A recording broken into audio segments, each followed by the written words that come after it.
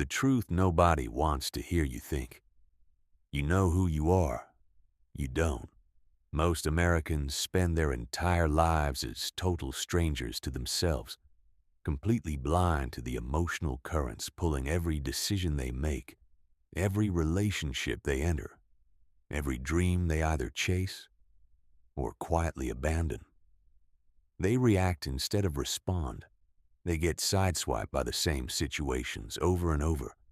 They wonder why they keep circling the same dead-end patterns of frustration, burnout, and quiet disappointment.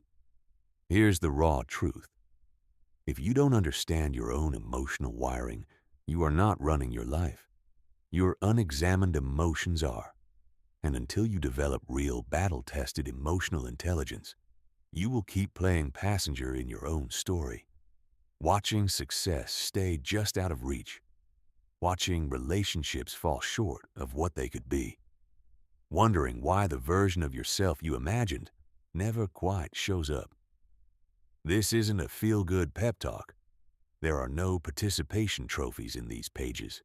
This is about the hard neuroscience of emotional intelligence, the practical frameworks you need to finally understand yourself at a level most people never reach, and the daily systems that separate those who transform from those who merely wish they could.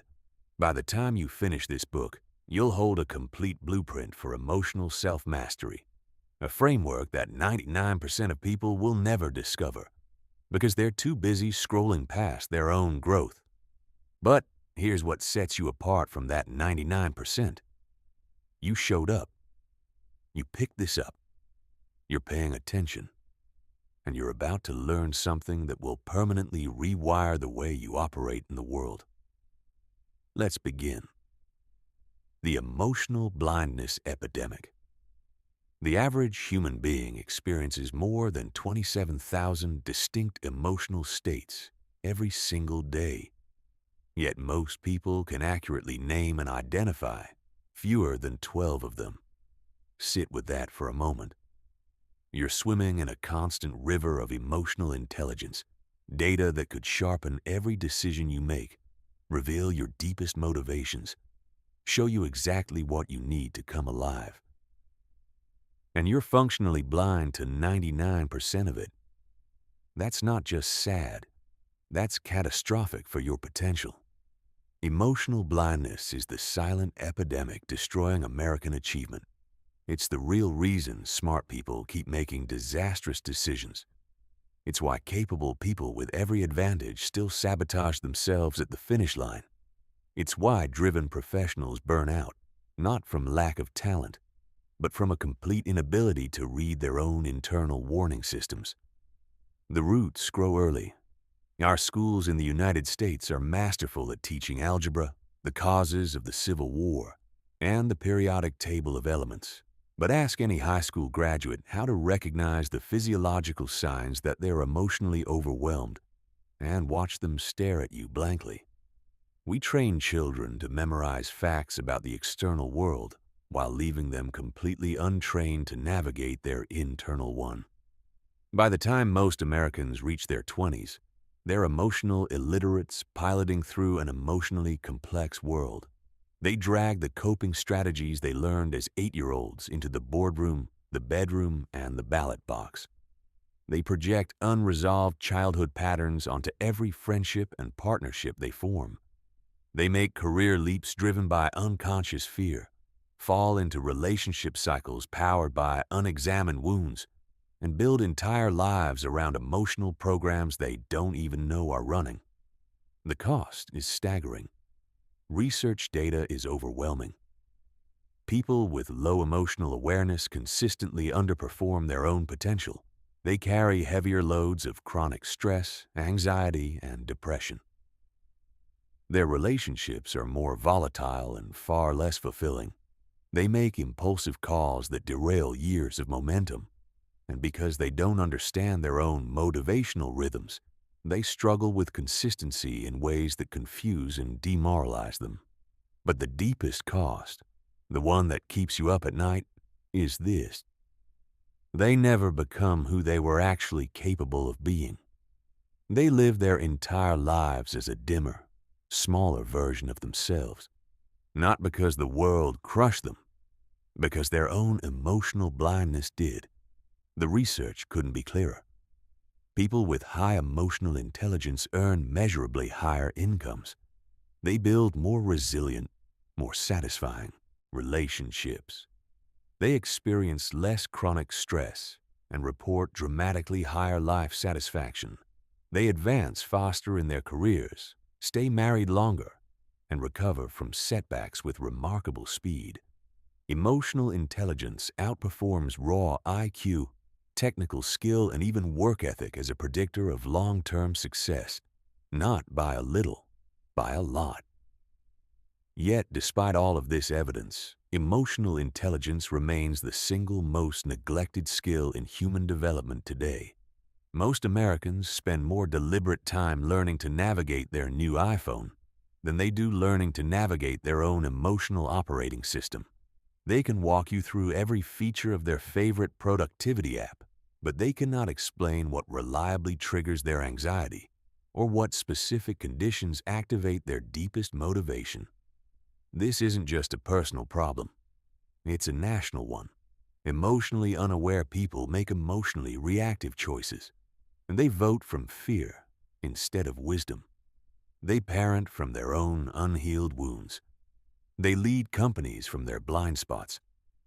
They design systems and policies that reflect their emotional limitations rather than human needs. The irony is painful. We live in the most connected era in human history.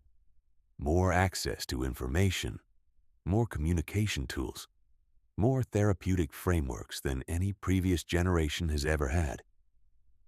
And yet the rates of chronic anxiety, depression, loneliness, and emotional dysregulation in the United States have never been higher.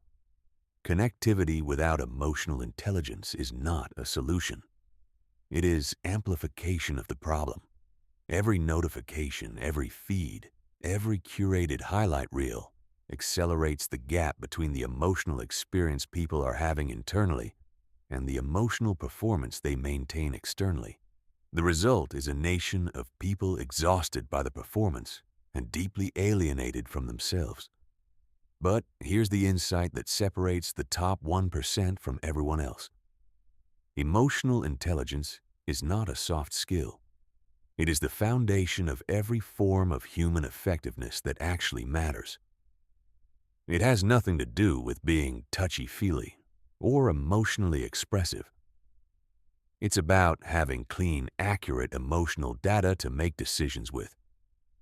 It's about understanding the operating system that drives all human behavior.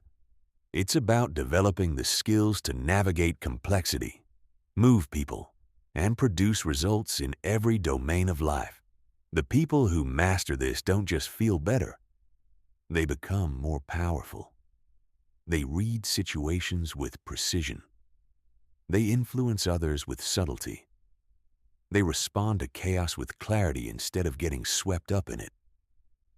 They turn their emotional landscape into a competitive edge rather than a liability. And they do it in ways that most people around them will never understand because most people around them are still running on autopilot. Your brain is lying to you on purpose. Your brain is actively deceiving you about yourself right now, and it's doing it to keep you alive.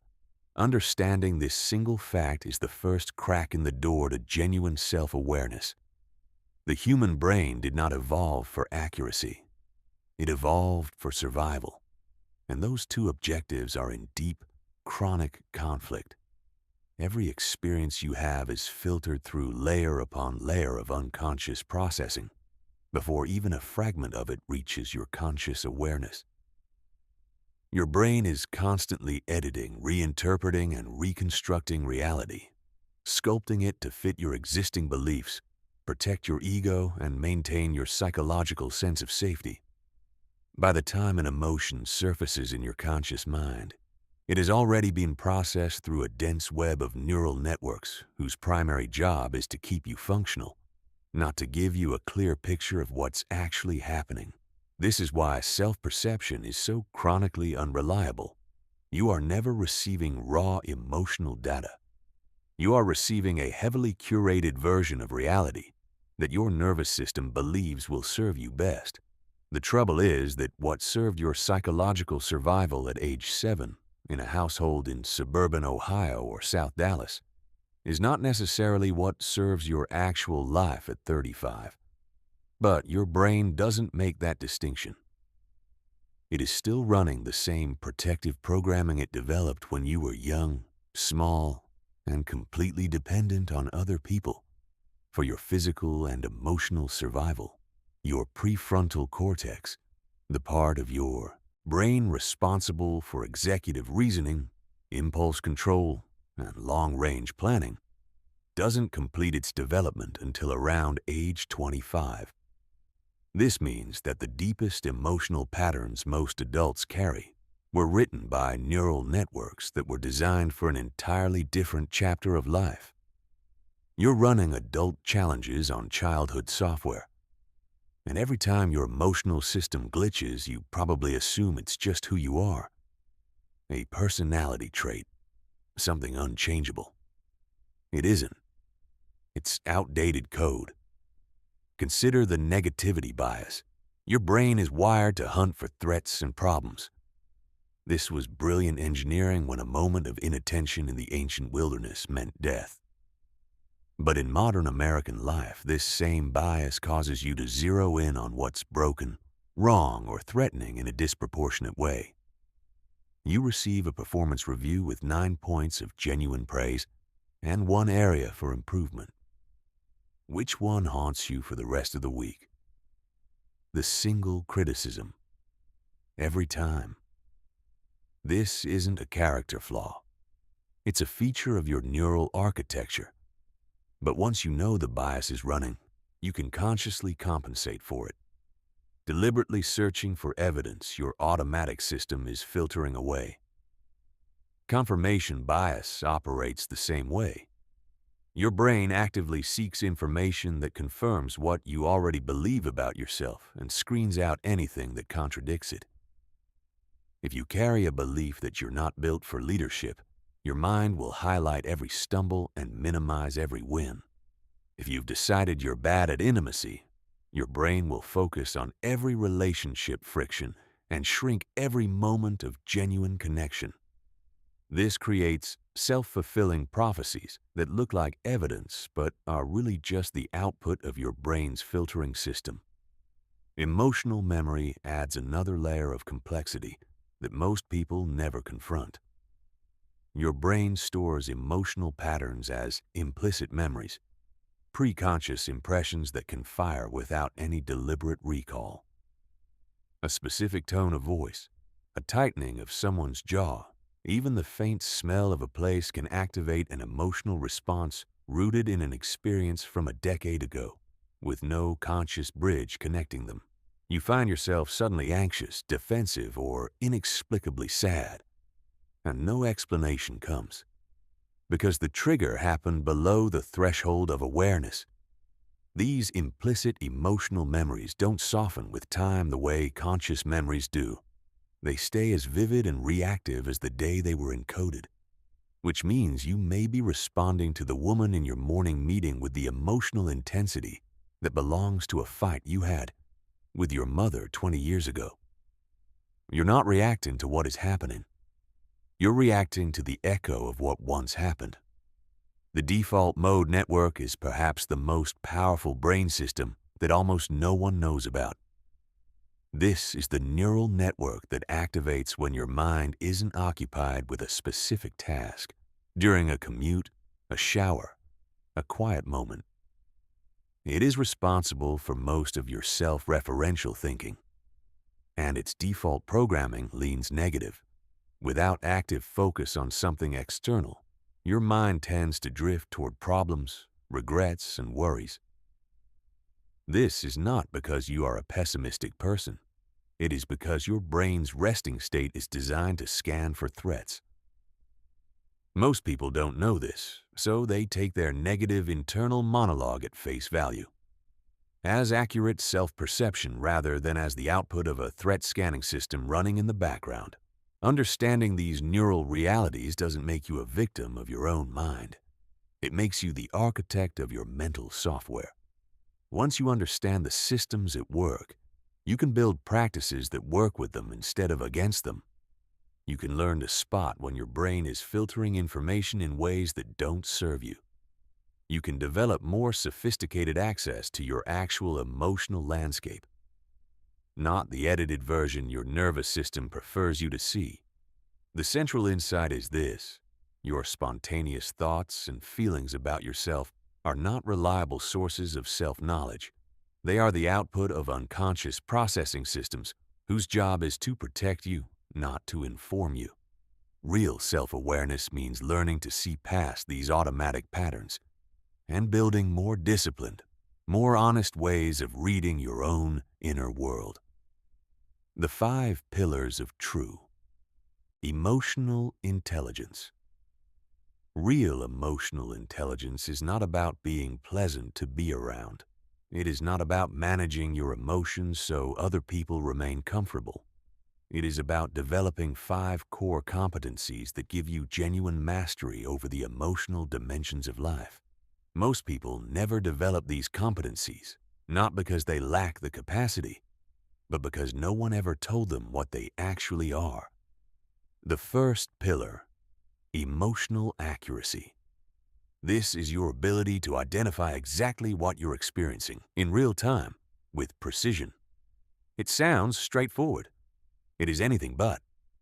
The average American operates with an emotional vocabulary of about 12 words: happy, sad, angry, scared, excited, tired, stressed, frustrated, annoyed, disappointed, worried, and fine. Trying to navigate the full complexity of your emotional life with 12 descriptors is like trying to paint a photorealistic portrait with 12 crayons. You'll get something, but you won't get the truth. Real emotional accuracy means building a nuanced vocabulary that lets you distinguish between states that look similar on the surface but carry completely different information. The difference between irritation, frustration, and rage.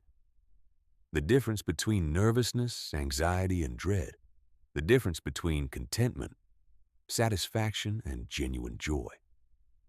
These are not semantic niceties.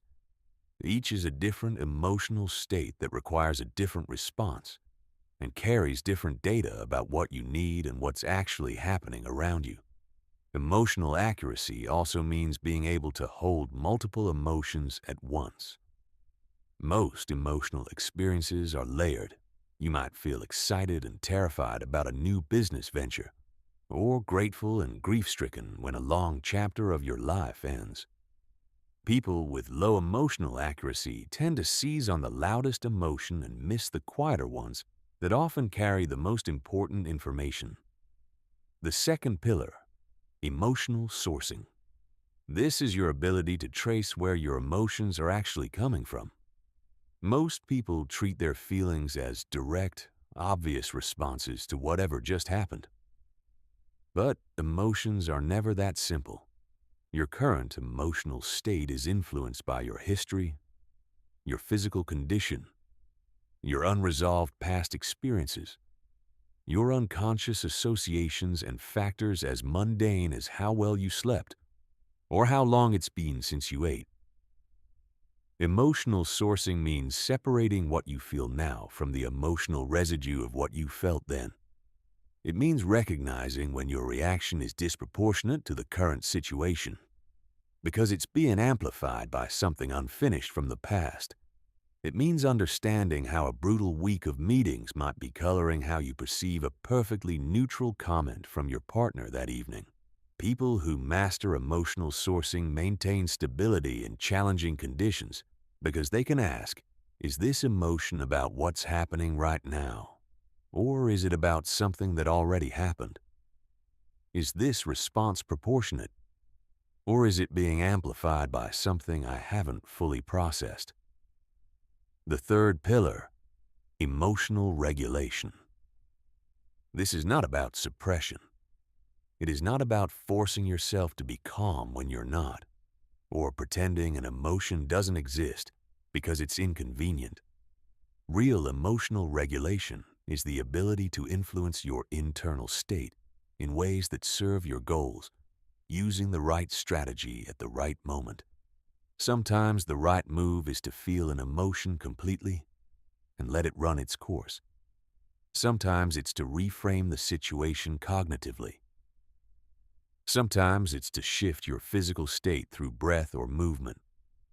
Sometimes it's to take decisive action that changes the circumstances. Advanced emotional regulation includes learning to deliberately generate specific emotional states when they would serve you. The ability to access resolve when an obstacle is testing you. The ability to find calm when pressure demands clear thinking.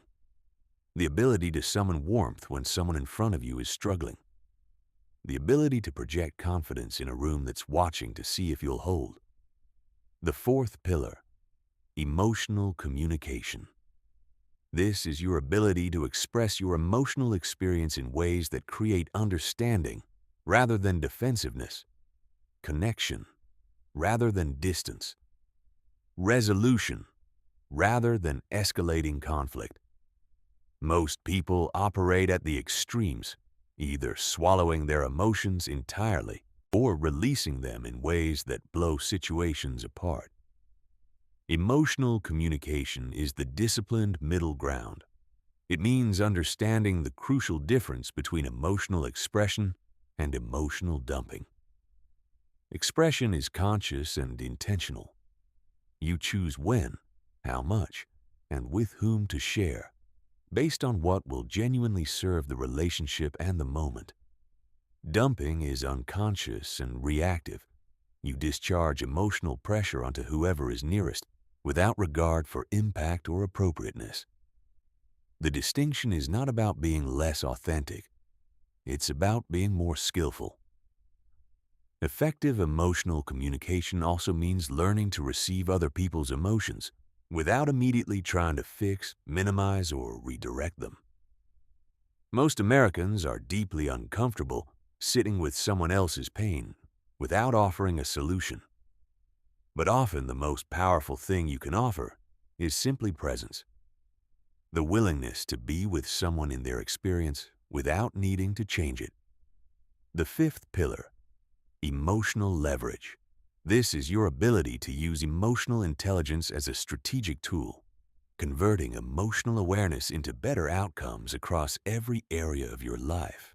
Emotional leverage means understanding how emotions drive decision-making, motivation, creativity, and the dynamics of every group you're part of, and using that understanding with intention. People with high emotional leverage know how to build emotional environments that support their goals. They know how to connect the work they're asking of themselves or others to something emotionally meaningful. They know how to read the undercurrent in a room before the conversation officially starts. And perhaps most importantly, they know how to stay emotionally centered when everyone around them is reactive, becoming the stabilizing force in the storm rather than getting swept away in it. There is one more element most frameworks leave out when discussing emotional intelligence: the role of the body as an intelligence system in its own right. Western culture, particularly American professional culture, has been deeply conditioned to treat the body as a vehicle for the mind, useful for getting the brain to the next meeting, but not itself a source of information. This is a profound mistake. Your body registers emotional data faster and more comprehensively than your conscious mind can process. The tightness in your gut before an important conversation, the expansiveness you feel in your chest when you're aligned with your deepest values, the subtle fatigue that appears not from physical exertion, but from spending hours performing a version of yourself that doesn't quite fit. These are not metaphors. They are data. Learning to read your own body as a primary emotional intelligence instrument, not secondary to your thoughts but equal to them, is one of the highest leverage shifts available to you. These 5 pillars are not personality traits you either have or don't. They are learnable, trainable skills. Anyone can develop them. The only real question is whether you're willing to invest the consistent, honest effort they require. The self-awareness paradox. Here is one of the most frustrating truths about personal growth. The people who most need greater self-awareness are precisely the ones least equipped to develop it, while those who already possess some degree of it are the most motivated to go deeper. This is the self-awareness paradox, and it means the gap between the emotionally intelligent and the emotionally unconscious doesn't close over time. It expands. The reason lies in how self-awareness actually works. Seeing yourself clearly requires a certain emotional distance from your own experience.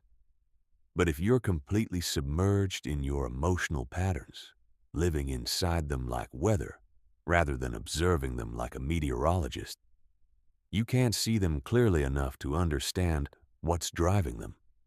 It's the equivalent of trying to read a map while pressing your face against it.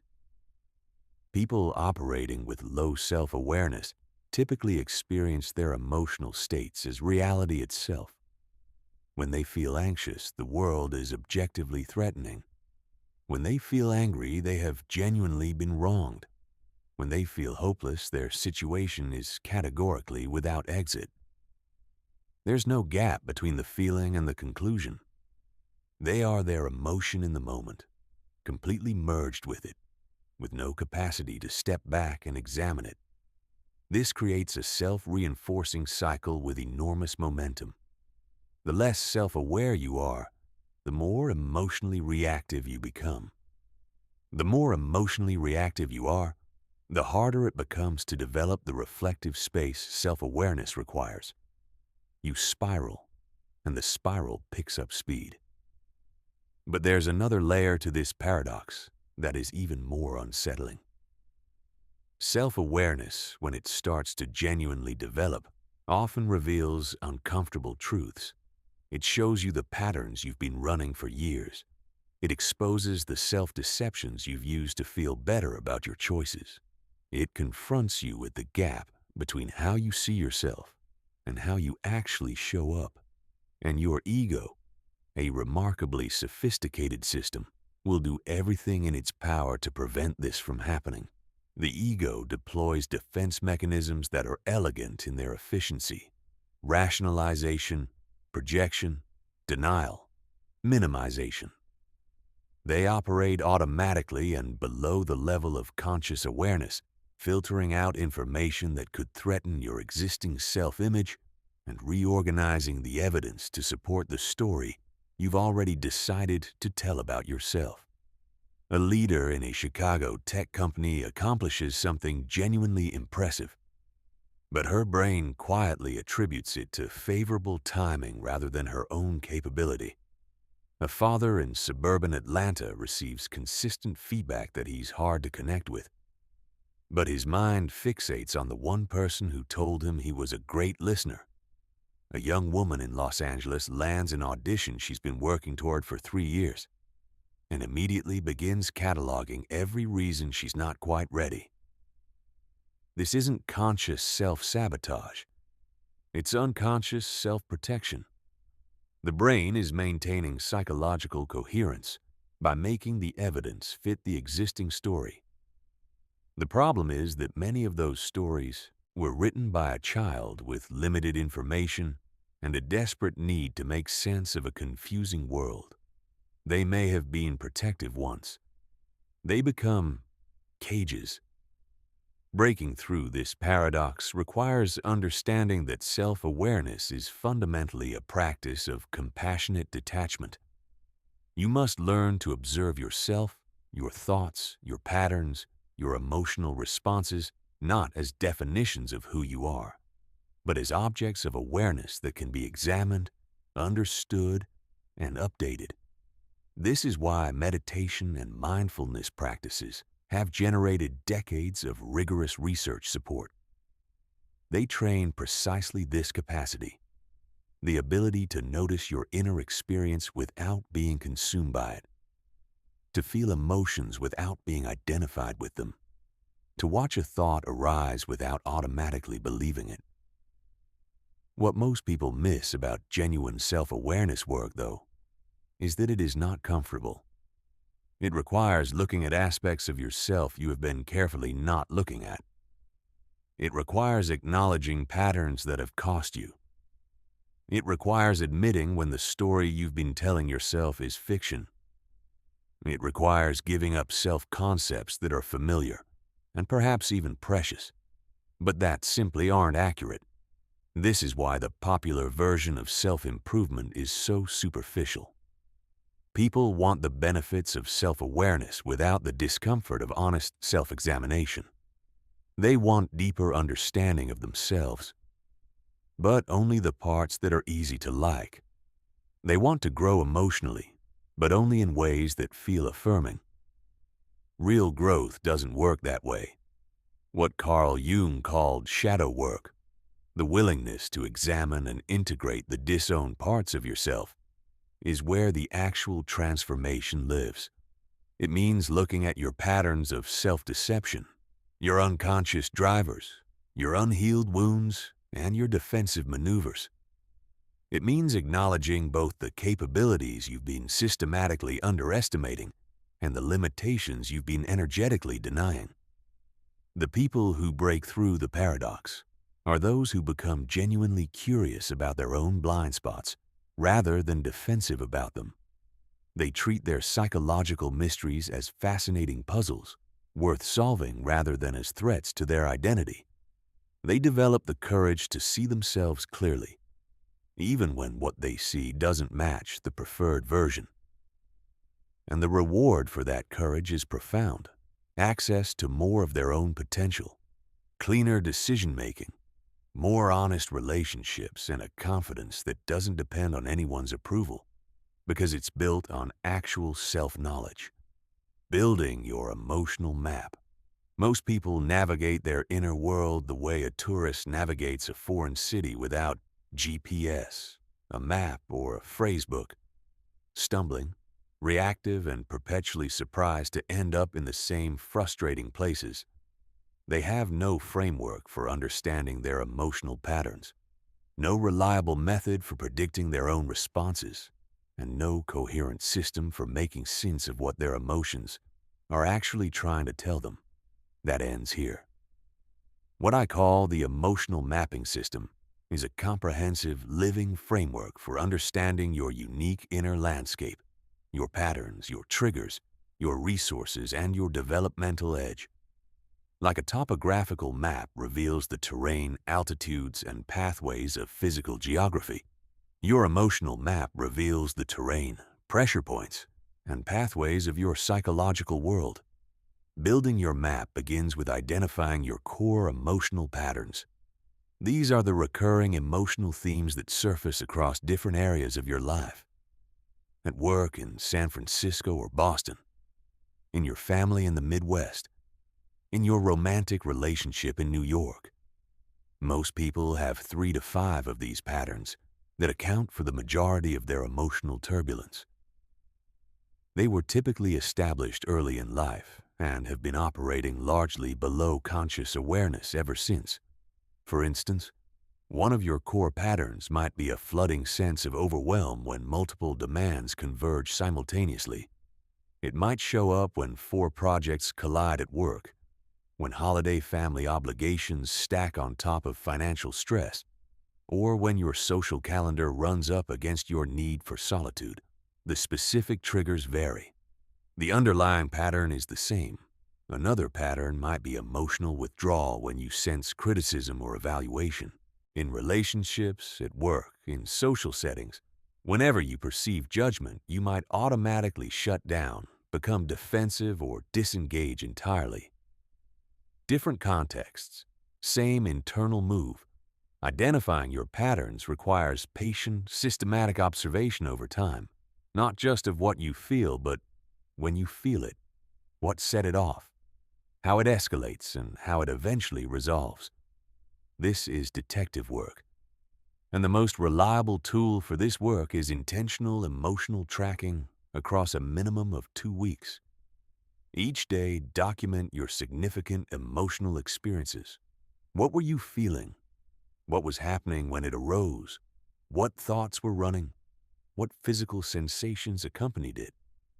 How did you respond? After 2 weeks, look for the threads that connect different entries. Most people are genuinely surprised to discover how predictable their emotional life is. That the same handful of dynamics keep resurfacing in slightly different costumes. Once you've identified your core patterns, the next step is mapping your triggers. These are the specific situations, relationship dynamics, or environmental cues that reliably activate your strongest emotional responses. Mapping triggers allows you to prepare for emotionally challenging terrain instead of being blindsided by it. But here's the crucial insight most people miss. Your triggers are not random. They are directly connected to your deepest emotional needs and fears. If autonomy is essential to you, you'll be activated whenever you feel controlled or micromanaged by a boss, a partner, a process. If a fear of being excluded lives in you from childhood, any hint of rejection or social distance will fire a disproportionate response. If recognition matters deeply to you, being overlooked or undervalued will cut far deeper than it would for someone with a different motivational structure. Your triggers are maps to your needs. The irritation is pointing at something important. The third component of your emotional map is your resource inventory. These are the internal and external conditions that support your emotional stability and replenishment. Internal resources might include specific breathing practices, reframing techniques, or centering rituals that help you return to your equilibrium. External resources might include particular people, physical environments, creative activities, or forms of movement that genuinely restore your emotional reserves. Understanding your resources allows you to build them deliberately into your life rather than hoping they happen accidentally. If you discover that you function best after regular solitude, not the passive kind but intentional, restorative alone time, you can protect that the way you'd protect any critical meeting. If you find that certain music or a walk through a local park reliably resets your nervous system, those become tools, not luxuries. The fourth component is your emotional communication profile. How do you typically express emotions? Which ones come naturally? Which ones get swallowed, distorted, or misrouted? How do others typically respond to your emotional expression? What patterns repeat across your most important relationships? Most people carry unconscious rules about which emotions are acceptable to feel and express. Rules written in childhood that may no longer be relevant or functional. Mapping these allows you to make conscious choices about how you communicate your inner life, rather than following scripts written decades ago. The fifth component is your developmental edge, the frontier where your biggest opportunity for growth lives. Everyone has areas of emotional strength and areas that are genuinely underdeveloped. Your developmental edge might be learning to hold your composure under extreme pressure. It might be building greater empathy for people with fundamentally different emotional styles. It might be developing the capacity to tolerate uncertainty without rushing to resolve it prematurely. Identifying your edge means you can focus your growth energy on the work that will actually move the needle, rather than endlessly refining what you're already good at. Your emotional map is not a static document. It's a living system that evolves as you do. But having this framework transforms your relationship with your own emotional life. You stop being surprised by yourself. You start being informed by yourself. And that shift changes everything. Mastering your triggers. Your triggers are not external events happening to you. They are internal alarm systems activating in response to specific psychological threats. This distinction is one of the most empowering reframes in all of emotional intelligence, and most people will go their entire lives without making it. Most people experience their triggers as something the outside world is doing to them. The coworker who always interrupts is the problem. The partner who goes quiet during disagreements is the problem. The parent who still finds ways to signal disappointment is the problem. But if the trigger lived exclusively in the external event, then everyone exposed to that same event would respond identically. They don't. Your triggers are yours, and understanding them is one of the most powerful things you can do. The first thing to understand is that triggers exist in layers. The surface layer is what you're most aware of, the tone of voice that makes you clench, the specific type of feedback that shuts you down, the particular behavior that sends you from 0 to 60. But under that surface trigger is a deeper one connected to your core emotional needs and fears. And under that is the deepest layer of all, your fundamental beliefs about yourself, other people, and how life works. Working only at the surface is why most efforts to manage triggers fail. You white-knuckle your way through the moment, but the programming underneath remains untouched, ready to fire again the next time the conditions are right. For lasting change, you have to work at all three levels. Consider a project manager at a Nashville firm who consistently becomes defensive when her supervisor gives feedback in a meeting with others present. The surface trigger is public feedback. The deeper trigger is her need to feel respected and competent in front of her peers. The deepest trigger is a belief, formed in a household where mistakes were treated as character indictments, that being corrected means being fundamentally inadequate.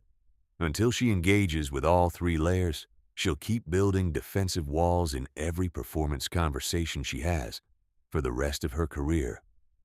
The key to breaking this cycle is developing the ability to pause between the triggering event and your response. This pause doesn't need to be long. In some situations, even 5 seconds is transformative. But creating the pause requires training your nervous system to recognize its own early warning signals before you're fully reactive. Your body is always ahead of your conscious mind in recognizing a trigger. The physical signatures appear first: a slight tightening in your chest, your jaw locking, your breathing shallowing, heat rising in your face or neck. Learning to read these early physical signals gives you a window of opportunity to intervene before the full emotional wave hits. You can't stop the wave once it's fully formed, but you can step back from the shore when you feel the water pulling. During that pause, 3 questions can redirect your entire neurological response from reactive to strategic. First, what need of mine is being threatened in this moment? Second, what story am I telling myself about what's happening right now?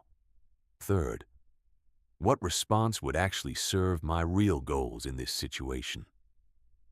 These questions engage your prefrontal cortex, your rational long-view brain, and interrupt the automatic handoff from trigger to reaction.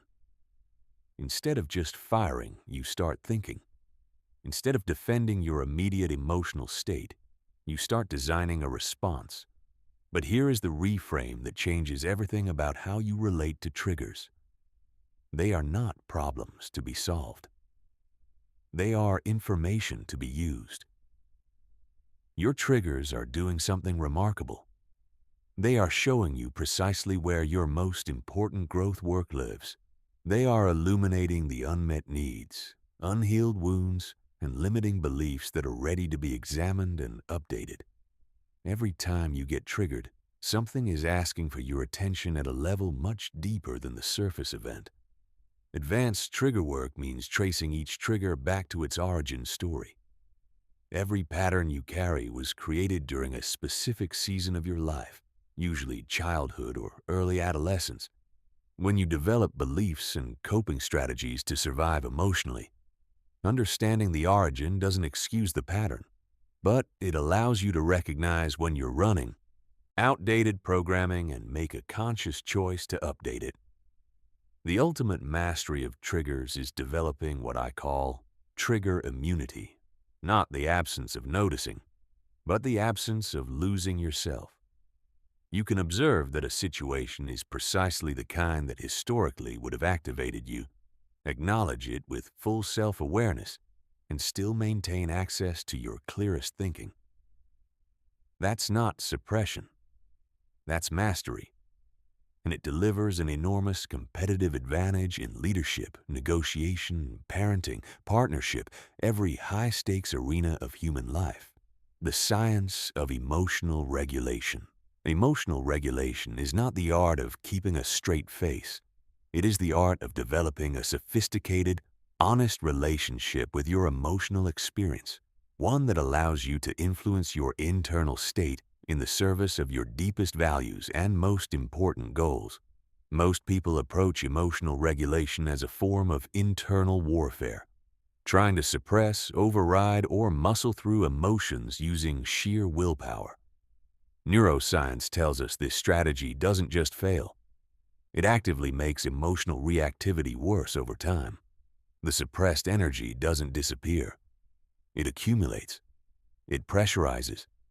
And it eventually emerges in ways that are far more disruptive than a skillfully expressed feeling would have been. The foundation of a better approach is understanding that emotions are not malfunctions. They are an information delivery system that your body has been developing for hundreds of thousands of years. Every emotion you experience carries data about your needs, your values, your safety, the quality of your relationships. The goal of emotional regulation is not to silence this information. It's to access it clearly, without being overwhelmed by it, and to choose your response rather than simply firing your reaction. Effective regulation operates on 3 levels simultaneously, and most people only work on one. Physiological regulation involves working directly with your nervous system. Your emotions are not just mental experiences. They are full-body events involving shifts in heart rate, respiratory patterns, muscle tension, hormone levels, and brain chemistry. Learning to work with the physiological substrate of emotion gives you direct, rapid access to your emotional state that doesn't require going through conscious thought first. Breath is your most powerful and accessible physiological tool. It is the only component of your autonomic nervous system, the system that controls your stress response, that you can consciously govern. Slow, extended exhales activate the parasympathetic branch of your nervous system, promoting calm and cognitive clarity. For de-escalation, try breathing in for 4 counts and out for 8. For focus and alertness, use balanced 4-4 breathing. For generating confidence before a high-stakes moment, try forceful inhalation and controlled, deliberate exhalation. Different patterns create genuinely different internal states, not as metaphor, but as measurable physiology. Progressive muscle release is another evidence-backed physiological tool. Emotional arousal creates specific patterns of tension throughout your body. Moving systematically through your major muscle groups, tensing, and then fully releasing them, helps discharge the physiological component of an activated emotional state and returns your nervous system to a more regulated baseline. Cognitive regulation involves actively directing your interpretive process. Your emotions are not direct responses to events. They are responses to your interpretation of events. The same objective circumstance can create entirely different emotional experiences depending on the story you apply to it. A high-profile presentation in front of your entire company can be experienced as a threat to your reputation or as a rare opportunity to share something you've spent months developing. The facts are identical. The emotional experience is completely different. Perspective flexibility is the core skill here. The ability to deliberately generate multiple ways of framing a situation and consciously select the frame that best serves your values and goals. This is not toxic positivity or denial. It's the recognition that your first interpretation is rarely the only valid one and often not the most useful one. Reframing is a related and remarkably potent tool.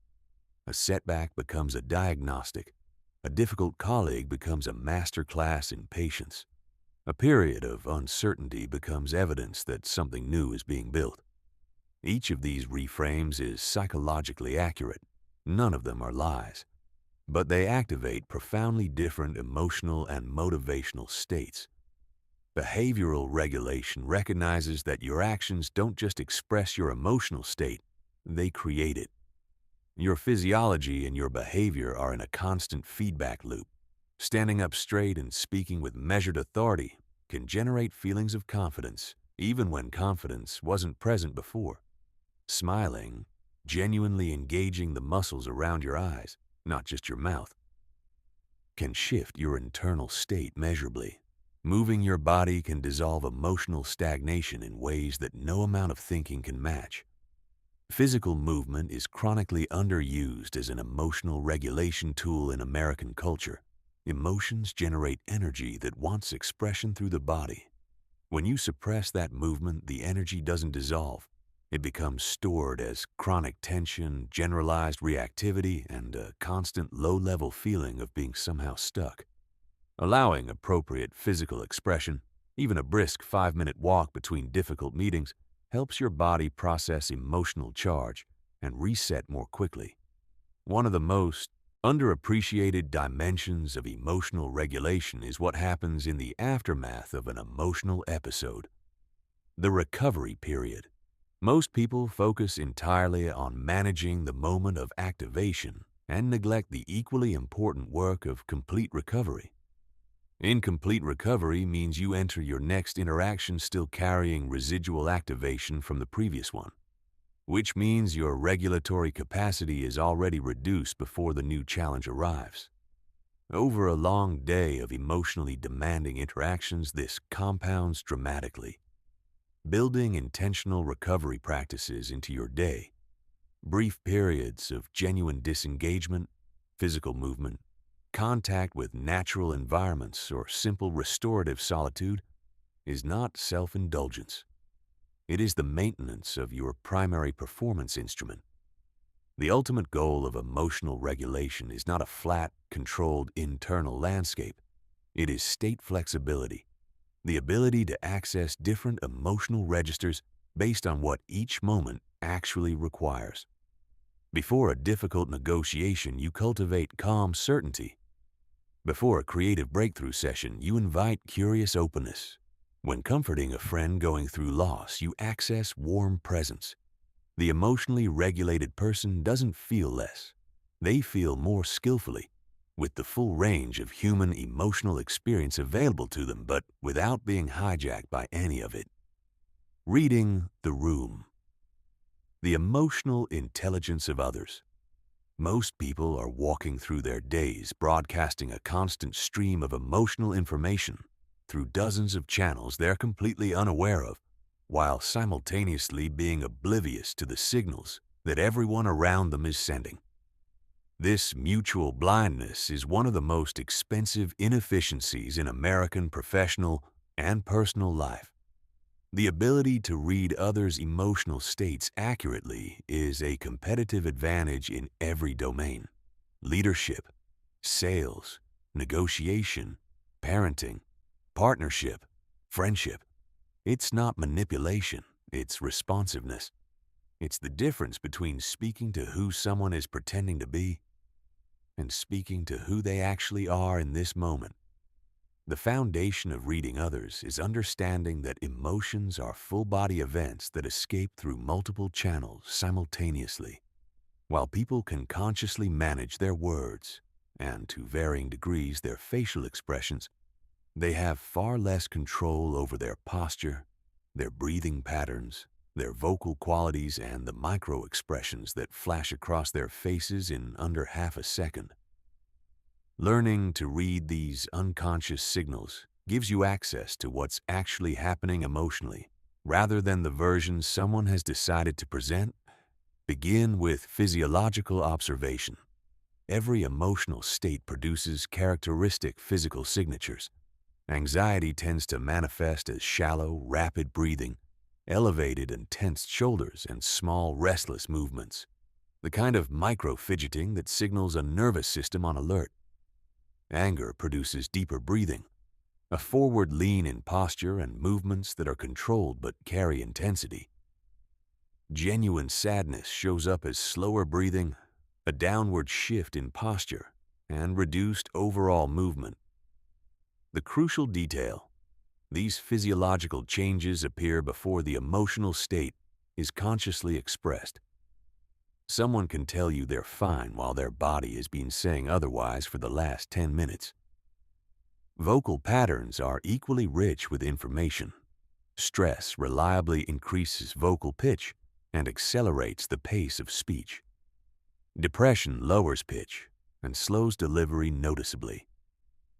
Genuine excitement increases volume and variation in tone. Anxiety produces characteristic tension in the voice and creates hesitation patterns. The barely perceptible catches and pauses that signal an overloaded mind trying to manage what comes next. The key technique here is baseline calibration. Everyone has a neutral vocal profile, a characteristic pace, pitch range, and volume when they're emotionally at rest. Meaningful emotional information comes not from any single vocal quality in isolation, but from departures from that person's baseline. A typically fast-talking executive who is suddenly speaking slowly and choosing her words with care is signaling something significant. A usually measured and quiet man who raises his volume noticeably is telling you something that his words alone may not confirm. Facial microexpressions provide the most precise emotional data of all, and they're the hardest to consciously mask because they happen faster than voluntary control can intervene. Lasting less than half a second, these involuntary flashes of expression reveal the actual emotion before the managed social presentation takes over. The 7 universal micro-expressions: happiness, sadness, anger, fear, surprise, disgust, and contempt appear consistently across every culture and demographic on the planet. They cannot be faked with perfect consistency. Learning to catch them, even imperfectly, dramatically improves your emotional accuracy in reading others. Energy patterns are perhaps the least discussed but most practically important dimension of reading others. Every person carries a distinct energetic presence, a particular quality of aliveness, density, or charge that shifts with their emotional state. Some people become heavy and still when they're sad. Others go sharp and tightly wound when they're angry. Still others become scattered and porous when they're anxious. You've probably experienced this without having words for it. Walking into a room and immediately sensing the prevailing emotional weather before anyone has said a word. That's not imagination. That's your own nervous system picking up signals at a processing speed that consciousness hasn't caught up with yet. Learning to trust and interpret those impressions is part of developing genuine emotional intelligence. Beyond reading individuals, the most powerful social skill is reading group emotional climates. Groups develop their own emotional atmospheres that are distinct from any individual within them. A team can carry collective anxiety about a product launch that colors every interaction even when no one acknowledges it directly. A family can share a grief that shapes every gathering without anyone naming it. A company can run on an unspoken fear about financial vulnerability that infects every meeting. These group emotional currents are driving decisions, relationships, and outcomes, invisibly, powerfully, constantly. Learning to read them is leadership. Learning to work with them skillfully is mastery. The highest level of reading others, what I call emotional translation, is understanding not just what someone is feeling, but what that feeling reveals about their needs, their fears, their values, and their decision-making drivers. Anger almost always signals a violated boundary or betrayed value. Anxiety almost always signals uncertainty about one's own capacity to meet what's coming. Sadness almost always involves anticipated or actual loss. Understanding these translations allows you to respond to the actual underlying dynamic, which is almost never what's being expressed at the surface level. Influence through emotional intelligence. Most people believe influence is about the quality of your arguments, the polish of your presentation, or the force of your personality. It isn't. The true foundation of influence is emotional intelligence. And until you understand this, you are leaving enormous potential on the table in every conversation, every negotiation, every relationship you're trying to build. Here is the most important thing behavioral science has established about human decision-making. People decide emotionally, then justify logically, every time. The rational explanation comes after the emotional conclusion has already been reached. This is not a flaw in human wiring. It is the wiring, and once you accept it completely, it transforms how you approach every situation where you need to move someone, a client, a team member, a board, a partner, a child. The first principle of emotional influence is that you must get your own state right before you can effectively influence anyone else's. If you're carrying anxiety, frustration, or reactive energy into a conversation, you will transmit that energy before you've said a single word, and the person across from you will unconsciously register it and become defensive, guarded, or simply unreachable. The most influential people are not the most persuasive. They're the most grounded. They walk into rooms carrying a quality of presence that makes other people feel calmer, clearer, and more capable just by proximity. Before entering any significant influence situation, a salary negotiation in a Seattle office, a difficult conversation with an adult child in, Phoenix, a pitch to investors in New York, take time to center yourself emotionally. Connect with your genuine intention to serve the other person's real interests, not just your own. This isn't soft advice. It's strategic. People have extraordinarily accurate unconscious detectors for whether someone is genuinely invested in their well-being or is simply managing them toward a predetermined outcome. The former opens doors. The latter closes them. The second principle is emotional calibration. Reading the other person's current emotional state and adjusting your approach in real time. Different people are moved by fundamentally different emotional experiences. Some people are galvanized by possibility and excitement. Others are most moved by security, stability, and the reduction of risk. Some process best through data and logical structure. Others need a personal story and human connection before any information lands meaningfully. These are not preferences you can observe from a demographic profile. They require attention, listening, and genuine curiosity about the individual in front of you. Before attempting to influence someone, invest time in understanding their emotional patterns. What activates their enthusiasm? What reliably triggers their caution? What do they value most deeply? And what are they quietly afraid of? This information, gathered through observation and genuine relationship, not manipulation, tells you far more about how to reach them than any profile or personality framework. The third principle is autonomy preservation. People fiercely resist influence when they sense their freedom to choose is being threatened.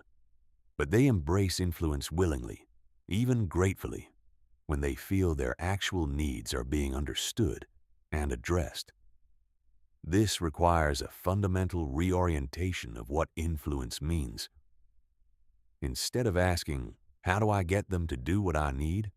you ask, "What do they actually want, and how can I help them get it in a way that also serves our shared goals?"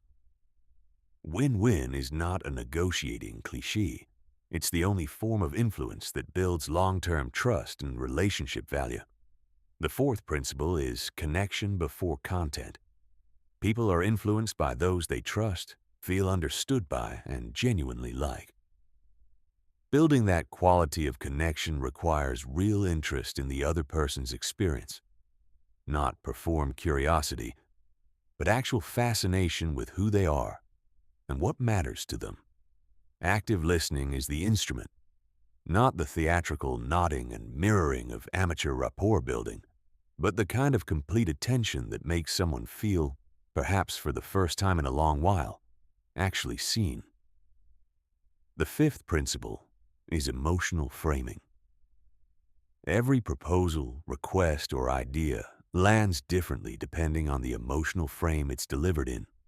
If the person across from you fundamentally values security, frame your proposal in terms of what it protects and stabilizes.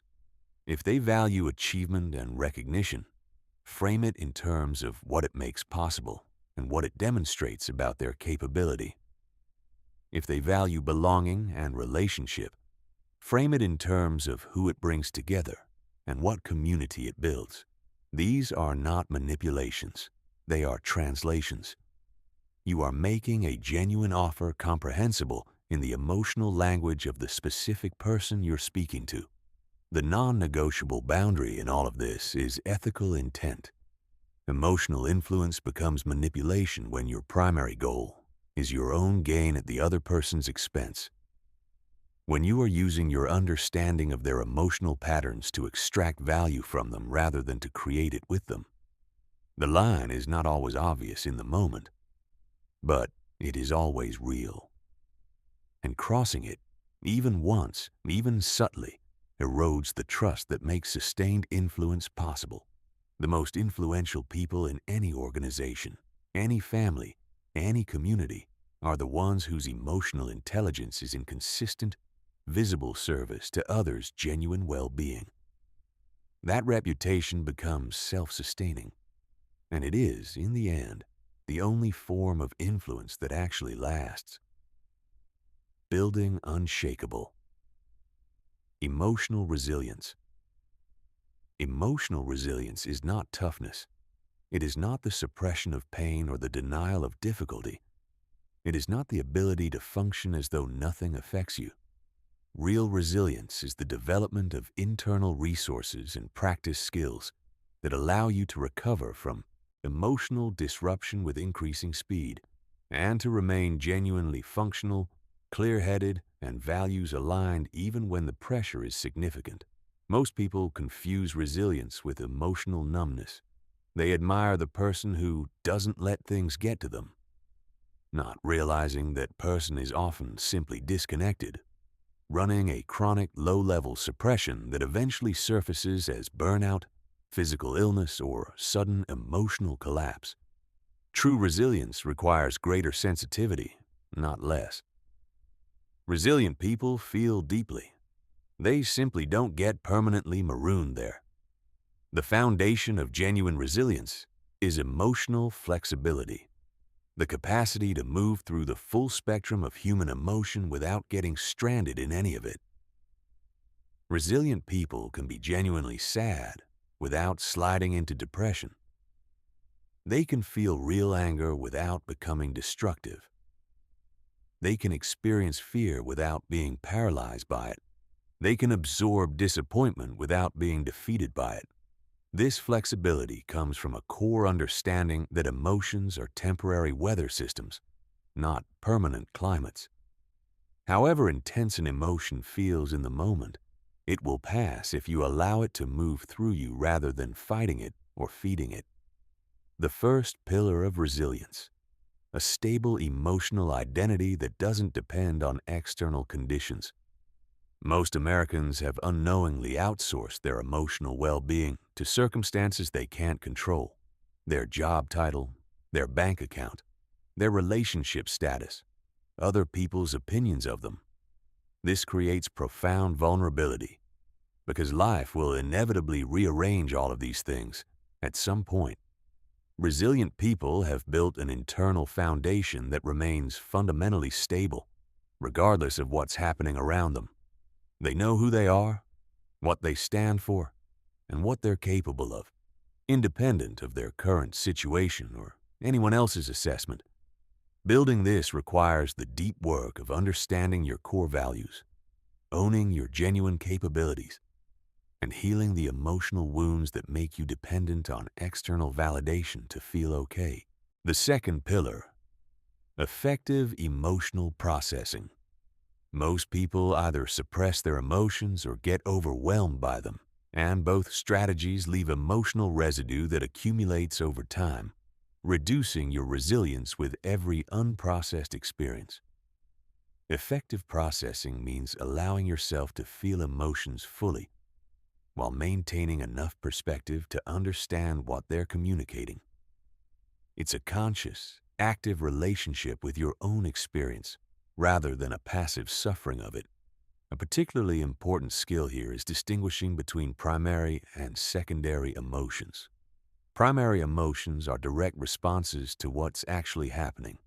Fear in response to a real threat, sadness in response to a real loss, anger in response to a real violation. They contain important information and tend to resolve relatively quickly when allowed expression. Secondary emotions are your reactions to your primary emotions. Guilt about being angry, shame about being afraid, anxiety about feeling sad. Most emotional suffering is secondary in nature. It doesn't provide useful information. It simply compounds the original experience. Learning to recognize and release secondary emotions dramatically lightens your emotional load. The third pillar, graduated emotional challenge.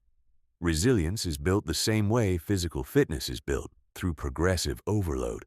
Deliberately exposing yourself to manageable levels of emotional difficulty with skill and intention expands your capacity over time. This means having the difficult conversation you've been avoiding, taking the calculated risk that stretches your comfort zone, practicing emotional regulation skills specifically in situations that challenge them. Each successful navigation of a difficult emotional terrain builds evidence in your body and your mind that you can handle what comes. The fourth pillar, a genuine support network. Resilience is not a solo achievement. The research on this is consistent and striking. People who can ask for and receive emotional support recover from setbacks significantly faster than those who try to manage everything in isolation. Building this network requires vulnerability, the willingness to let trusted people see you when you're not at your best. Many high-achieving Americans treat this as weakness. It is the opposite. It is the intelligent outsourcing of emotional processing to relationships built for exactly that purpose. Perhaps the most counterintuitive truth about resilience is this: the goal is not to become the person who needs nothing from anyone. That is not resilience. That is emotional isolation, wearing the costume of strength. The most genuinely resilient people are those who have developed both strong internal resources and rich relational resources, who can draw on themselves when necessary and on others when appropriate, without confusion or shame about which is required in a given moment. The cultural shame around needing support, particularly acute in American male culture, but broadly present across genders and generations, is itself a resilience liability. Every time you push through alone when reaching out would have served better. You're not building strength. You're building a specific kind of brittleness that will eventually find its specific breaking point. The fifth pillar, physical practices that anchor emotional stability. Your emotional system and your physical system are not separate. Regular movement, consistent sleep, adequate nutrition, and intentional stress management are not lifestyle enhancements. They are foundational emotional infrastructure. When your nervous system is chronically depleted, your emotional resilience collapses under pressures it would otherwise absorb easily. Protecting your physical baseline is protecting your emotional capacity. The sixth pillar, meaning-making frameworks that convert adversity into growth. The most resilient people are not those who experience less difficulty. They are those who have developed the interpretive capacity to extract value from difficult experiences. They view setbacks as diagnostic information. They treat obstacles as training. They find ways to understand suffering not as evidence that the universe is indifferent, but as the specific friction required to produce the growth thereafter. This is not naive optimism. It is a disciplined practice of finding the version of the story that both honors the difficulty and keeps you in motion.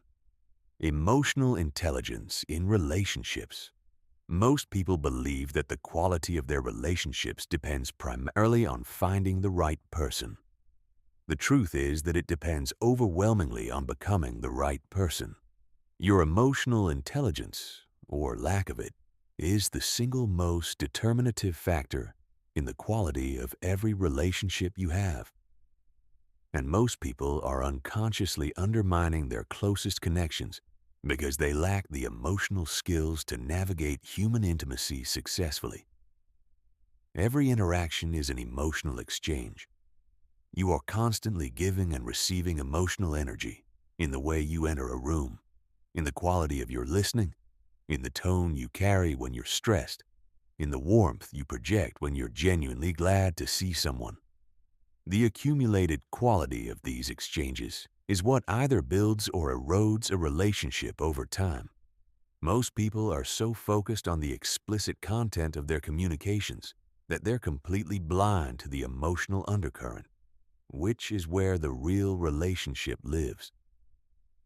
Emotional responsibility is the first and most fundamental principle.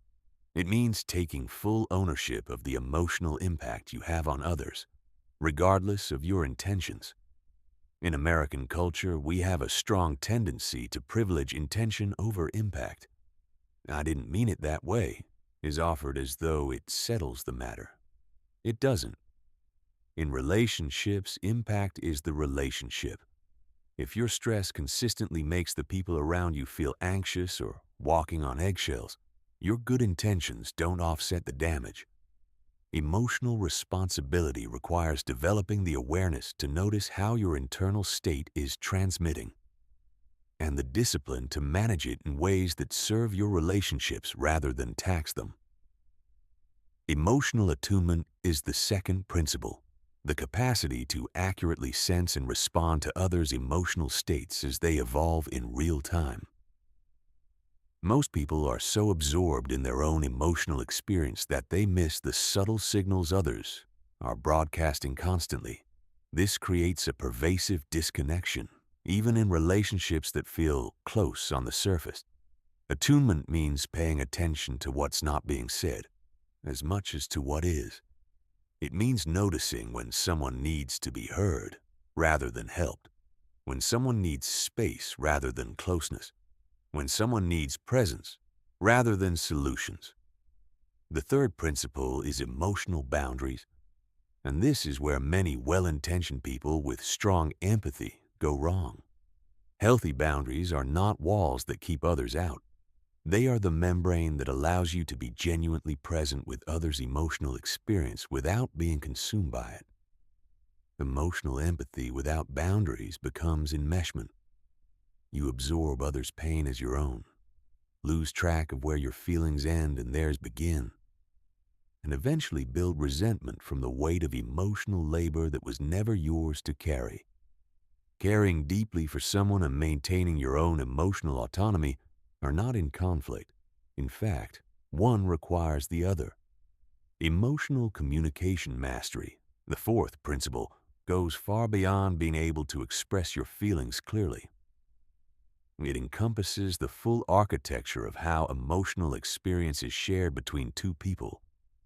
It means understanding the difference between expression and dumping, between being honest and being overwhelming, between speaking from a vulnerable place and using vulnerability as a weapon. It means developing the capacity to receive another person's difficult emotions without reflexively trying to fix, explain, or minimize them. Because the most powerful form of intimacy is the simple experience of being with someone in their actual reality without needing it to be different. Conflict transformation is the fifth principle. Every relationship will experience conflict. The emotionally intelligent question is not how to avoid it, but how to use it. Most relationship conflicts are not actually about the surface issue, the dishes, the lateness, the tone. They are about unmet emotional needs expressing themselves through the nearest available channel. A partner who escalates over something that seems minor is usually not reacting to that specific event. They are reacting to a pattern of feeling unseen, unappreciated, or disconnected. And the surface conflict is simply the most recent and visible expression of something that's been accumulating. Addressing the actual emotional need transforms the conflict from a battle to win into a problem to solve together. Understanding attachment patterns is perhaps the most valuable advanced skill in relationship emotional intelligence. Each of us carries a largely unconscious blueprint for how we form and maintain emotional bonds, shaped primarily by our earliest caregiving experiences. People with secure attachment move through relationships with an underlying confidence in their own worth and others' availability. Those with anxious attachment carry a chronic undercurrent of worry about being left or not being enough, which can create the very dynamic they fear. Those with avoidant attachment feel genuine discomfort with emotional closeness and tend to create distance when relationships threaten to become too intimate. Knowing your own pattern and recognizing others allows you to respond with skill and compassion to what's actually happening rather than simply reacting to the surface behavior.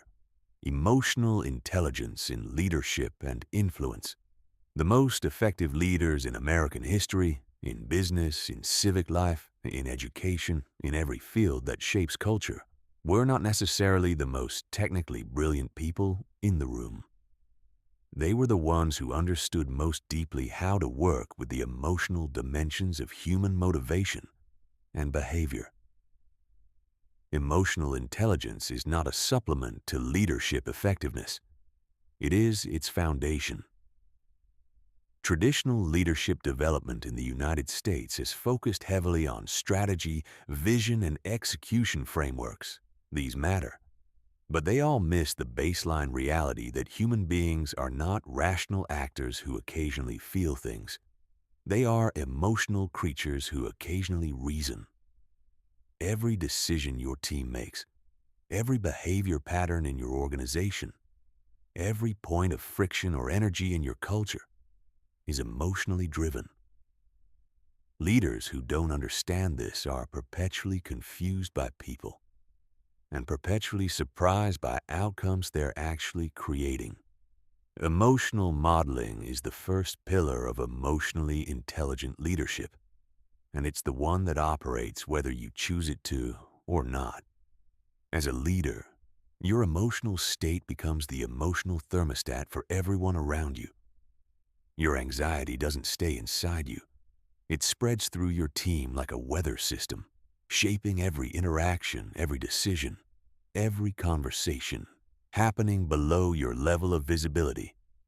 Your calm confidence does the same thing in the opposite direction. Most leaders are completely unaware of this dynamic and are inadvertently creating emotional climates that undermine the very performance they're demanding. Emotional modeling requires developing the ability to consciously manage your own internal state, not to perform emotions you don't feel, but to process your own difficult emotions privately, rather than discharging them publicly in ways that create anxiety or uncertainty for your team. And it requires actively cultivating and projecting the emotional states you want to see as norms. Curiosity if you want innovation, steadiness if you want resilience, genuine engagement if you want collaboration. What you model becomes what's possible. The second pillar is reading emotional climates at scale. Individual emotional intelligence involves reading one person. Leadership. Emotional intelligence involves reading groups, the collective emotional patterns of teams, departments, and entire organizations. Every group develops its own emotional undercurrent, shared anxieties, unspoken resentments, collective excitements, pervasive fears. These group-level emotional states powerfully influence performance in ways that transcend any individual's contribution. The most important conversations in any organization are often the ones no one is having, the undiscussed dynamics that shape every interaction. Reading group climates means developing the sensitivity to notice energy shifts in rooms, to hear what's embedded in the silences, to recognize when a logical discussion is actually a proxy for an emotional conflict that hasn't been named. It means understanding that historical events in an organization, a layoff, a failed product, a leadership transition, continue to shape emotional dynamics long after they're technically resolved. The third pillar is motivational intelligence. Blanket motivational approaches fail because they assume all people are moved by the same emotional rewards. They aren't. Some of the most talented people you'll ever lead are driven by mastery, the deep satisfaction of doing something extraordinarily well. Others are moved by belonging, the feeling of being genuinely part of something meaningful alongside people they respect. Others are driven by impact, clear evidence that their work is making a tangible difference. Others require autonomy, the space to direct their own approach. Emotionally intelligent leaders invest the time to understand each person's motivational profile and connect that person's responsibilities to the specific emotional rewards that will sustain their engagement. The fourth pillar is creating psychological safety. Research across industries consistently identifies psychological safety, the belief that you can speak up, take risks, ask questions, and make mistakes without career-threatening consequences, as the strongest single predictor of team performance. Creating it requires managing the emotional climate of your team with the same intentionality you bring to strategic planning, responding to mistakes with curiosity rather than blame, rewarding dissenting perspectives rather than punishing them, remaining emotionally available to your team when they're struggling rather than withdrawing support precisely when it's most needed. These are not soft behaviors. They are the behaviors that build the psychological conditions for exceptional performance. The fifth pillar is navigating organizational politics with emotional intelligence. Every organization, from a 5-person startup in Austin to a Fortune 500 company in New York, operates within complex webs of relationships, competing agendas, and informal power structures that function almost entirely through emotional dynamics: pride, fear, ambition, loyalty, resentment, and hope. Leaders who try to navigate these dynamics through purely logical means often find themselves isolated, ineffective, or blindsided. Emotionally intelligent leaders understand that organizational politics are human emotions in organizational form, and they engage with them accordingly. Developing emotional intuition. Beyond the systematic skills of emotional intelligence lies something more subtle, and in some ways more powerful: emotional intuition. This is your ability to sense emotional information that exists below the threshold of conscious processing, to pick up patterns and dynamics that your analytical mind hasn't yet assembled, to access wisdom about situations that arrives not through step-by-step reasoning, but through a kind of deeper knowing that arrives whole. Most analytically trained Americans dismiss this as unscientific, unreliable, or simply imagined. The research tells a different story. Your unconscious mind processes emotional information many orders of magnitude faster and more comprehensively than your conscious mind can. Your brain is continuously scanning micro-expressions, vocal patterns, postural micro-adjustments, and subtle contextual cues, creating a rich picture of the emotional landscape around you. But most of this processing never surfaces in conscious awareness. Emotional intuition is your ability to access that unconscious processing and translate it into actionable understanding. You've already experienced this whether you've named it or not. The sense that something is off in a conversation, despite perfectly ordinary words.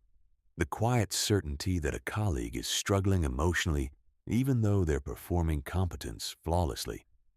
The feeling that a meeting's energy shifted before anyone said anything that would logically explain the shift. This isn't imagination or projection. It's your nervous system's extraordinary data collection capacity surfacing in the only form available to it in the moment, a felt sense. The first step in developing emotional intuition is learning to distinguish it from projection. Projection happens when you interpret others' behavior through the filter of your own unresolved emotional patterns. When you see in someone else what is actually happening in you, it feels personal, charged, emotionally relevant to your own story. Intuition, by contrast, feels neutral and informational, a data point that allows you to respond more skillfully without triggering your own reactivity. Developing this distinction requires building emotional neutrality, the ability to perceive emotional information without being automatically reactive to it. Not numbness, but stability. The kind of internal groundedness that allows you to sense what's happening in a room without being pulled into it.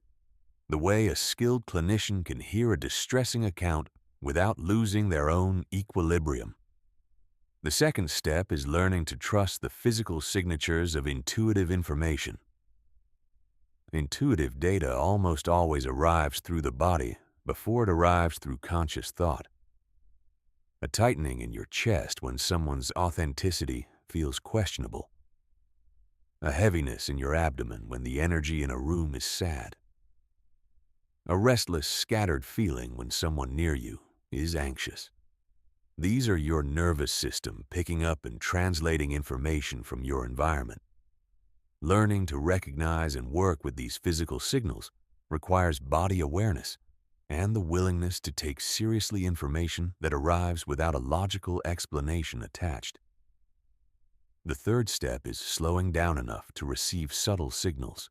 In the pace of contemporary American life, the relentless scrolling, the overlapping demands, the cognitive overload that most professionals carry as a baseline condition, emotional intuition gets completely overridden by noise. It emerges in moments of stillness, presence, and receptive attention. Developing it requires cultivating practices that quiet your analytical mind and bring you into genuine present moment contact, meditation, time in nature, creative practice, deliberate periods of reflection that aren't in service of any task. The fourth step is developing emotional resonance capacity, the ability to temporarily allow your own emotional system to mirror what someone else is experiencing, as a conscious act of gathering information. When you're in the presence of someone who's anxious, allowing yourself to briefly feel the quality of that anxiety, rather than immediately distancing from it, gives you far more information about what they're experiencing than any observation or analysis. This requires what I call permeable boundaries, the ability to open yourself to another's emotional experience when gathering information is useful, while maintaining the ability to return fully to your own emotional ground when you're done. The ultimate goal of emotional intuition is not any kind of telepathy or mystical knowing. It's developing such sensitivity to emotional information, delivered through all of the channels that consciousness can access, plus the many it typically ignores, that you can navigate complex human situations with a quality of grace and responsiveness that others experience as extraordinary attunement. You become the person who always seems to know what's needed, who responds to what's actually happening rather than to the surface, who helps situations move toward resolution and relationships move toward depth consistently without being fully able to explain how. The dark side of emotional intelligence. Emotional intelligence is a tool. Like all powerful tools, its value depends entirely on the intentions and ethics of the person wielding it. The same skills that allow you to connect deeply, influence powerfully, and lead effectively can also be used to manipulate, exploit, and control. Understanding the dark side of emotional intelligence is not pessimism. It's discernment, and it's the last line of defense between you and the emotionally intelligent people who do not have your best interests at heart. The first dark pattern is emotional manipulation. Someone with sophisticated emotional intelligence understands exactly which emotional levers produce which behavioral responses. Manipulators use this knowledge not to create mutual benefit, but to engineer outcomes that serve their interests at others' expense. The insidious part is that emotional manipulation often looks like authentic emotional intelligence on the surface. The manipulator appears empathetic, understanding, even vulnerable. They seem to genuinely care about your experience. But if you pay attention to the consistent pattern of outcomes over time, you'll notice that interactions reliably benefit them more than they benefit you, and that the emotional connection they've cultivated is being used as a mechanism of extraction rather than genuine relationship. The tell is not how someone behaves when giving feels easy.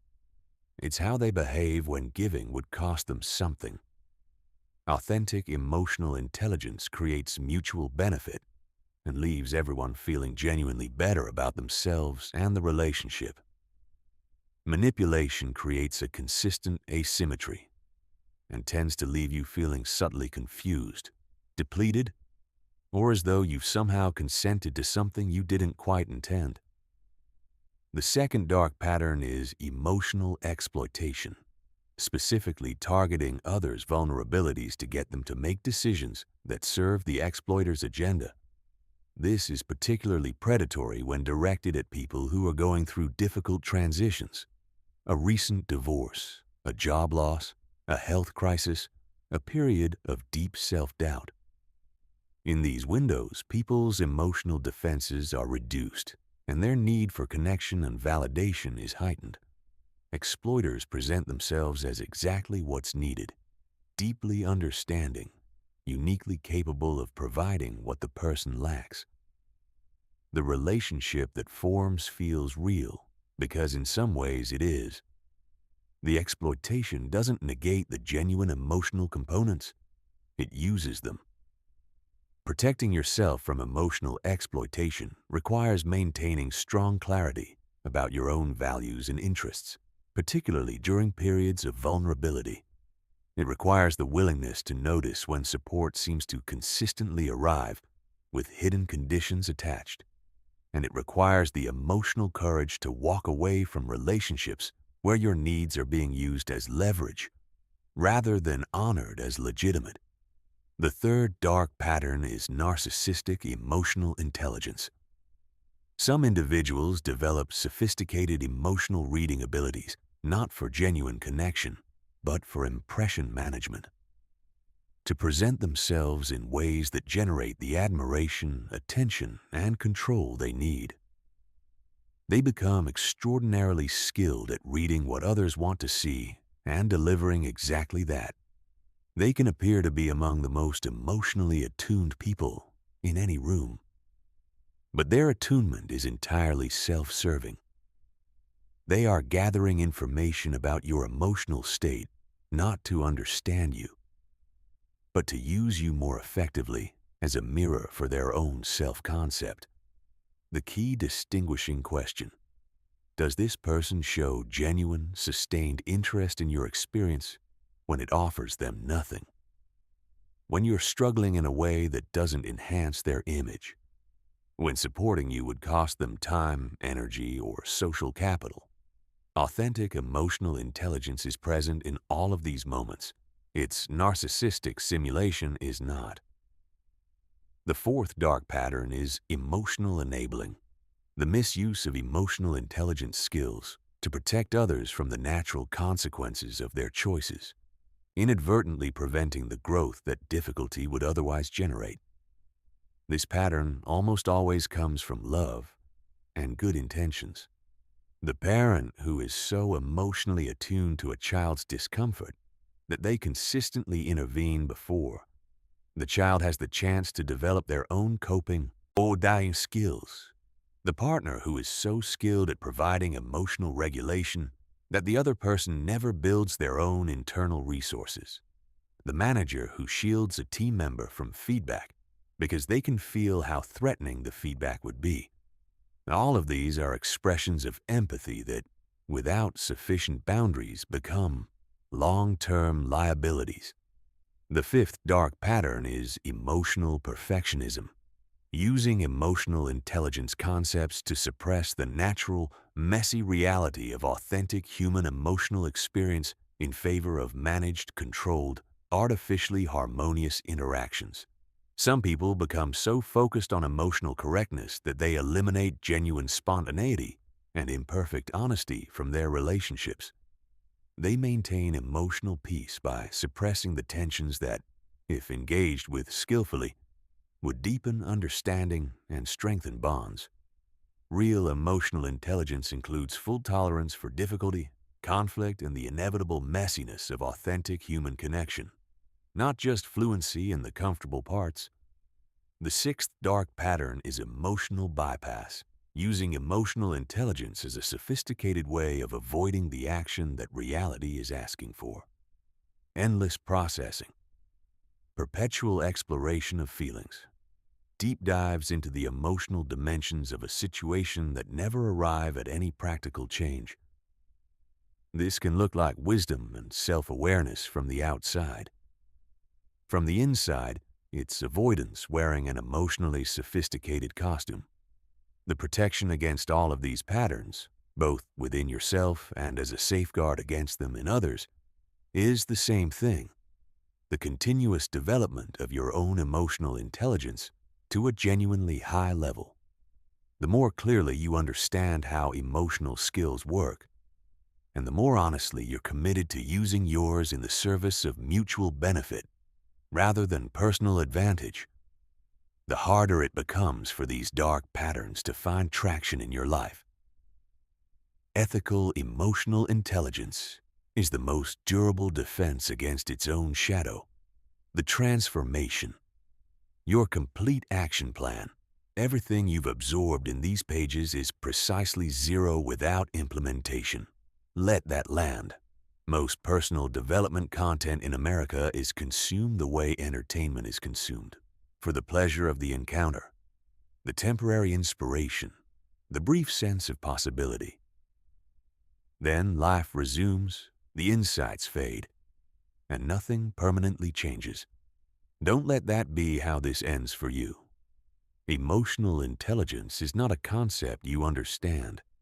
It is a set of skills you practice. It is a way of engaging with your own inner life and with other people that either becomes more habitual over time, through deliberate daily repetition, or doesn't develop at all. There is no in-between. There is no shortcut. And there is no single breakthrough insight that does the work of 1,000 ordinary mornings of choosing to pay attention differently. Think about it the same way you think about physical fitness. A person who reads every book ever written about strength training but never picks up a weight is not strong. Knowledge about the mechanics of muscle development is interesting and potentially useful, but it produces absolutely nothing without the physical practice that actually builds muscle. Emotional intelligence works identically. You can understand all 15 chapters of this book with perfect intellectual clarity and remain just as emotionally unconscious in your daily life as before you open the first page, if you don't do the work. Phase 1. Foundation practices. Begin by establishing the daily habits that will make emotional awareness a consistent feature of your lived experience rather than an occasional exercise. Start each morning with a 5-minute emotional check-in. Before your phone, before your email, before the noise of the day arrives. Pause. Identify what you're carrying emotionally as you begin. Notice any significant patterns or activations from the previous day that are still running. Set a clear intention for how you want to show up emotionally today. Not how you want to feel, but how you want to engage. End each day with a brief review. What did you handle well? Where do you see room for growth? Build a regular mindfulness or meditation practice. It doesn't need to be elaborate or lengthy. 10 minutes of focused attention, breathing, body scanning, or simply observing your own mental activity without directing it will produce measurable improvements in your emotional intelligence over weeks and months. The research on this is robust. What changes is your fundamental relationship to your own inner experience. You start to have thoughts and feelings rather than simply being them. Create intentional pauses throughout your day. Every time you transition between environments, leaving home, entering a meeting, arriving at a new conversation, take 3 conscious breaths and briefly assess the emotional climate around you and within you. This habit, practiced consistently, fundamentally changes how present and responsive you are in every interaction. Phase 2. Deliberate skill practice. The second phase involves practicing each of the 5 pillars in lower stakes situations before deploying them in higher stakes ones. This is the equivalent of playing scales before the recital. Developing fluency with the fundamental skills so they're available when they actually matter. Practice emotional accuracy by going beyond stressed or fine in your daily self-reports. Push yourself toward precision. Are you anxious or apprehensive or unsettled? Are you contented or satisfied or genuinely joyful? These distinctions matter, and developing facility with them changes the quality of information you're working with. Practice emotional sourcing by asking, when you notice a strong emotional response, whether this is proportionate to what's actually happening now, or whether it's carrying cargo from somewhere else.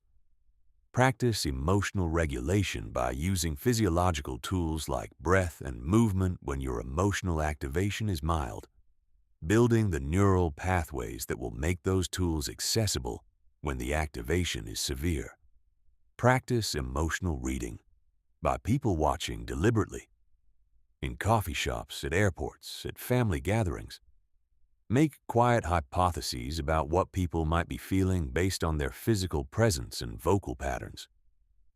Notice when subsequent behavior confirms or revises your impressions. Over time, your accuracy will improve dramatically. Practice emotional communication by having 1 intentionally vulnerable conversation per week.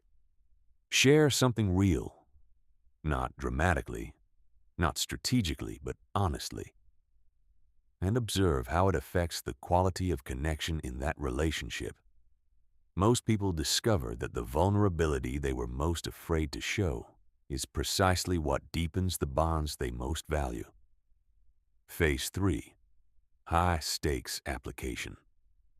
The third phase involves bringing your developing emotional intelligence to bear on the areas of your life where it will make the most meaningful difference. Identify 1 relationship, 1 professional context, or 1 personal pattern where enhanced emotional intelligence would produce significant positive change. Focus your intentional growth efforts there. Don't try to transform everything at once. The goal is depth of change in 1 area, which then creates transferable capacity that spreads to others.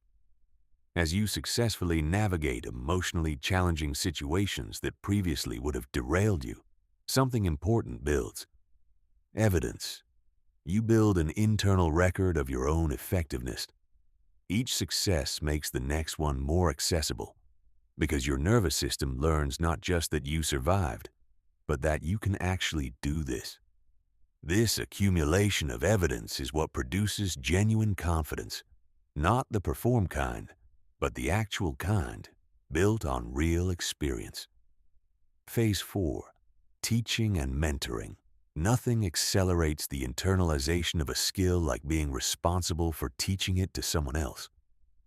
When you explain these concepts to others, a friend navigating a relationship challenge, a colleague struggling with emotional reactivity at work, a family member trying to understand their own patterns, you are forced to understand them at a level that goes beyond intellectual familiarity. Teaching requires clarity, and the questions others ask will surface gaps in your own understanding that would otherwise have remained comfortably invisible. Look for these opportunities. Offer this understanding generously. Your own development will accelerate in direct proportion to your willingness to share what you're learning. Phase 5. Integration. The final phase is the longest one and the most rewarding. Integration is the process by which deliberate emotional intelligence skills gradually become automatic responses. The moment when you no longer have to remind yourself to pause before reacting, because the pause has become instinctive. The moment when you no longer have to consciously search for someone's underlying emotional need, because reading it is simply part of how you experience conversations. The moment when your relationships reflect back to you, consistently and unmistakably, the care and skill you've been investing in them. This level of integration takes years of genuine, consistent practice. There is no faster path, but every step along the way produces real, tangible, observable improvement in your life, in the quality of your decisions, the depth of your relationships, the resilience of your responses to difficulty, and the coherence between who you are and how you actually show up. And here is the final truth of this entire journey. The transformation you're undertaking is not just about your own growth. When you develop genuine emotional intelligence, you become a different kind of presence in every room you enter. You become the person who helps groups find their clarity when they're lost in reactivity. You become the leader who makes people feel genuinely capable of their best. You become the partner, the parent, the friend who provides not just warmth, but wisdom. The rare combination of deep care and clear sight that most people spend their whole lives hoping to find in someone and never quite do. Your emotional intelligence doesn't just improve your life, it improves every life it touches. A final word about setbacks in this process, because they are inevitable, and when they arrive, they will feel in the moment like evidence that transformation simply isn't possible for you. It isn't that evidence. A skilled climber who slips on a difficult route is not discovering that climbing is beyond them. They are discovering something specific about this particular section of the climb that will make their eventual success more informed and more secure. Every moment of emotional reactivity you experience after committing to this practice is not a failure. It is data. It is your emotional system highlighting precisely where the next growth edge lives. The only genuine failure in emotional intelligence development is stopping. Everything else, every stumble, every regression, every moment where you reacted when you meant to respond, is information that sharpens the work. Use it. The work starts now, not tomorrow. Not when you feel ready. Now. Right in this moment, with whatever you're carrying emotionally, in whatever situation life has placed you, you have everything you need to take the first real step. Begin.